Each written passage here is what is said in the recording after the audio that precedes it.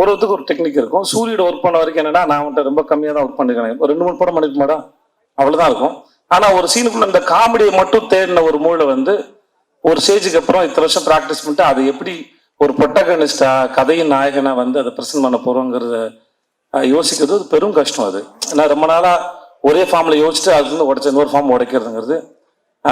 விடுதலைக்கு அப்புறம் அவனுக்கு கருடனை போல ஒரு படம் வர்றதும், அடுத்து சிவாவோட ப்ரொடக்ஷன்ல இவன் வினோதோட படம் அது வர்றதும், அவனை அடுத்தடுத்து ஹீரோவை பொசிஷன் பண்றதுல அவன் வாழ்க்கையில் நடக்கிற இந்த படத்தோட இந்த ட்ரெயிலரோட முதல் வசனத்தை போல இயற்கையும் அந்த கடவுளும் அவனை வந்து சிறப்பாக அவனுக்கு வரம் கொடுத்து ஆசித்து வச்சுக்க நான் நம்புறேன்.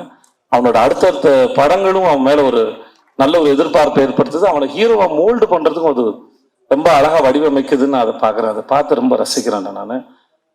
நம்ம ஊர் மூஞ்சி ரொம்ப அழகான சிறந்த கருப்பான அழகா நீ வாழ்க வளர்க.